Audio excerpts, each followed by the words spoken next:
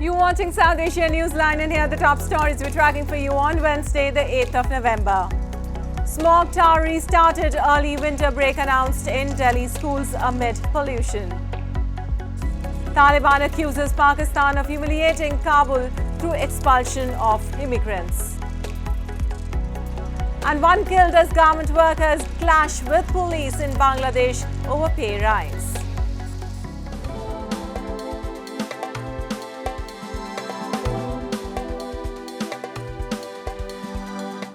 And now for all the details. A toxic smoke continued to shroud parts of New Delhi on Wednesday as air quality in the Indian capital remained in the severe category, hovering above the 400 mark. As the situation worsens, the smog tower in the city was restarted a day after the Supreme Court lashed authorities for their lack in efforts to curb pollution. The smog tower in the Connaught Place area was installed in the year 2021 on an experimental basis but was defunct as State Pollution Board termed it ineffective in dealing with the situation.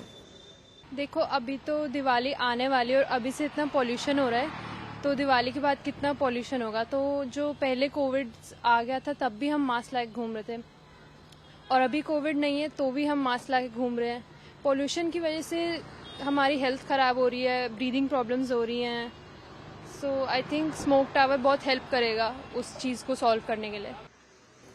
Well, on Wednesday, authorities also announced an early winter break in schools until 20th of November. As part of measures, local construction has already been stopped while odd-even rule for vehicles will kick off after Diwali. A cocktail of factors, including vehicular emissions and stubble burning, are being held responsible for the air pollution in Delhi.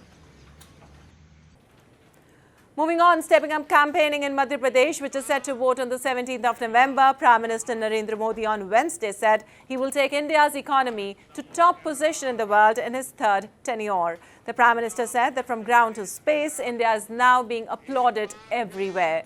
Intensifying attack on opposition Congress, he said when the BJP formed a government at the centre in 2014, he punctured all the tires of Congress' corrupt machinery.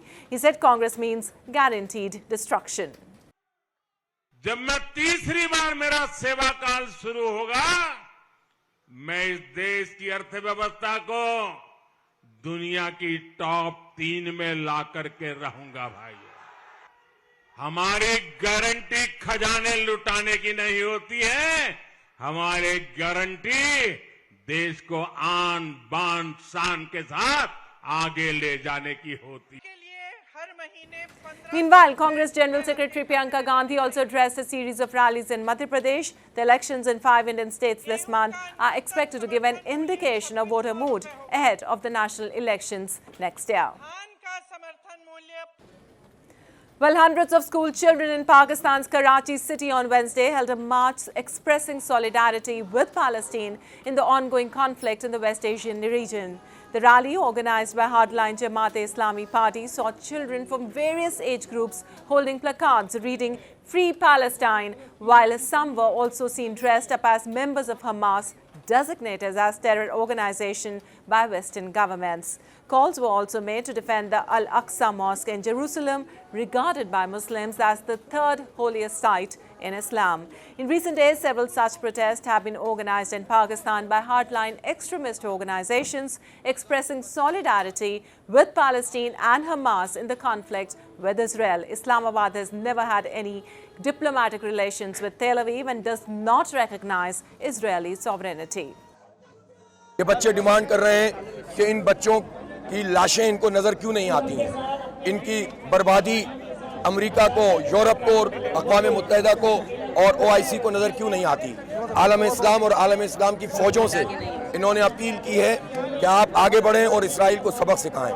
ये बच्चे Hamas के साथ इज़हार यकजहती कर रहे थे. ये बच्चे फ़लस्तीनी मुसलमानों के साथ इज़हार यकजहती कर रहे थे. Moving on, reacting sharply to the expulsion of Afghan immigrants from Pakistan, Taliban authorities have termed the forced deportation as an attempt to exert pressure on Kabul.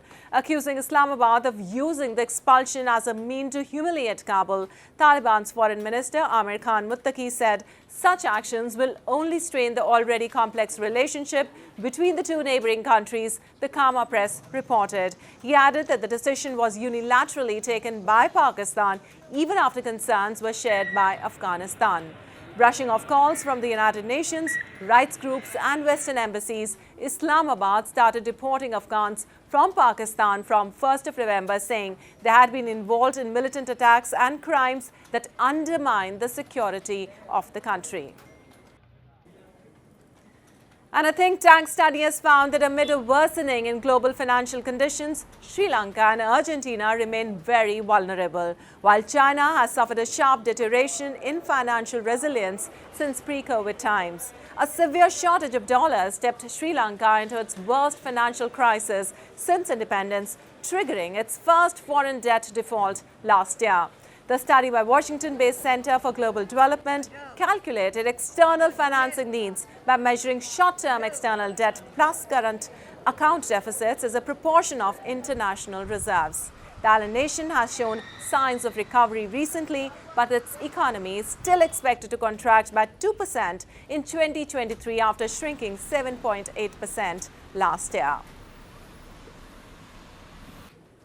Well, one garment worker was killed and several others were reportedly injured in Bangladesh on Wednesday after garment workers clashed with police during their protest demanding a bigger pay rise. The renewed protest erupted after the government said that the minimum wage would rise by 56.25% to 12,500 taka a month from 1st of December, the first increase in 5 years. However, the hike was rejected by garment workers who have been demanding the minimum wage to be fixed as 23,000 taka. Low wages have helped Bangladesh build its garment industry, with some 4,000 factories employing 4 million workers, supplying brands such as H&M and Gap. Ready-made garments are the mainstay of the economy, accounting for almost 16% of GDP.